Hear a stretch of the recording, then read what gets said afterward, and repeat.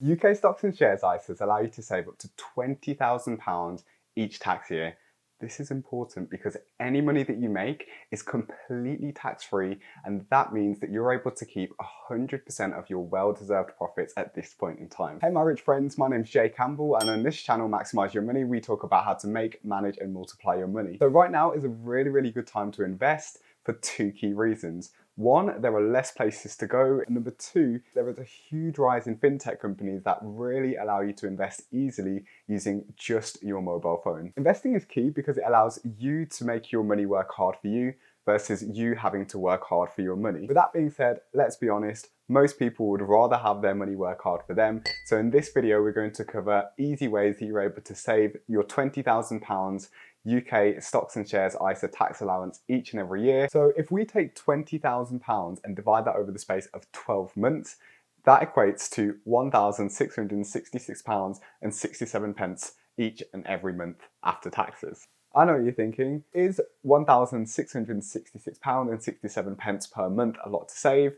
Well, considering that the average UK person is able to make £2,027 per month after taxes, that would leave them with approximately only £360 left to actually accommodate for all their living expenses. We can see here, based on the average data, that most people will really be behind on achieving this goal. So let's see how we can actually solve this challenge, fill the £20,000 each year. So firstly, spending less. Now, it's really interesting that in order to save the £20,000 per year, really all we have to do is just save £55 per day. And £55 per day, when it's broken up like that, really does seem quite manageable. So look, here's some no-nonsense practical tips that you can literally start using today to make this happen. We're going to cover all the key areas that really we can anticipate that we do spend money on and break them down one by one very briefly. Firstly, number one is food, and we all have to spend money on food, and food has to be one of the fastest depreciating things that we can put money on. If we spend a ton of money on food, when that money is being spent and we eat it, then we are not going to see any return on investment for that money. A really good way to cut costs on food instantly is that rather than going for the most expensive brand that you see in store, then literally you can go with the supermarket brand. And I did a great example of this in another video where if you literally were to just buy like the Weet-Bix brand of a certain supermarket, it would save you a ton of money rather than just going for like the actual name brand Weetabix. And it's really funny because the ingredients pretty much work out to be exactly the same. And that is just something that you can do for each of your items. Over the space of a month, it's something that I've done to be able to help me literally save hundreds over the course of a year. But just like working out, it does require motivation in order to stop spending, because as humans, we naturally like the anticipation of looking forward to something to spend money on. Shopping and purchasing things can make us feel good when we're spending money. And on the other hand, taking the time to make more money does require a lot of effort. And oftentimes you can put in a lot of effort first before actually receiving the money straight away. So there's a large element of delayed gratification. And to do something and not see instant results straight away requires willpower, motivation and determination. So I've got a really amazing tip to be able to help you to stay on track with that. That simple tip is that if you have a goal in mind, you are much more likely to be able to be motivated and strive towards the thing that is going to allow you to save more money each and every month. Now, if you haven't already seen it, I've actually made a video here about how if you just invested £20,000, that would equivalent to £1.5 million realistically in your lifetime using the sources that I have actually included in this video. So if you haven't already, do make sure you go ahead and check out that video, and that might just prove as a great source of motivation. If you do want something, go ahead, put it in your basket and just leave it there for a couple of days. If you actually realize after that few days that you didn't actually really need it, then just forget about it. And you'll find that most of the time, the things that you put in your basket, you just kind of forget about them and you didn't even need to buy them in the first place. The next one is transport, and a good way to be able to save money on transport. We know that cars actually can cost hundreds of pounds per month.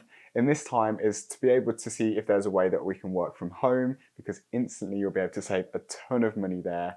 And then also, if you're able to commute, via separate means. So for example, getting around on cycle or actually using like a scooter, how popular are those these days? That's going to significantly decrease the amount of money that it takes you to get around from place to place. And that literally within the space of a year can save thousands. That can be one of the biggest ways to contribute to that £20,000 fund. If that's the case that you realise even after doing this you still don't have the extra money, then we do have to resort to the second point, which is making more money. Now, there are so many ways today to actually make more money and increase your income. At this point in time, with literally the whole world available to us at our fingertips on a mobile phone or a laptop, I really think there's no excuse to be able to get involved in something that you would actually enjoy and also make you more money as well. Just some really key examples and actual stories that I think are great to share for this situation is that we can actually pick up like a part-time job, for example. I was in the supermarket recently and the lady at the cashier, she actually mentioned that she was a teacher and she literally had this supermarket job as a backup for herself as a second source of income. And that was really good for her because during the actual lockdown time, the schools were shut, so she couldn't actually work, but she still had another source of income. So having an extra job is definitely a way that you can save up more money. And now a few other ways are that we can sell on Amazon, sell on eBay. There are big marketplaces at the moment. You know, you can definitely take advantage of these thriving online platforms. With these opportunities, you literally often just need a laptop and you can start learning from home, and they literally require just the will to do it. If you've got a skill set, a really great way that you're able to monetize this skill set is to sell your services. Maybe you're a consultant, maybe you're a designer.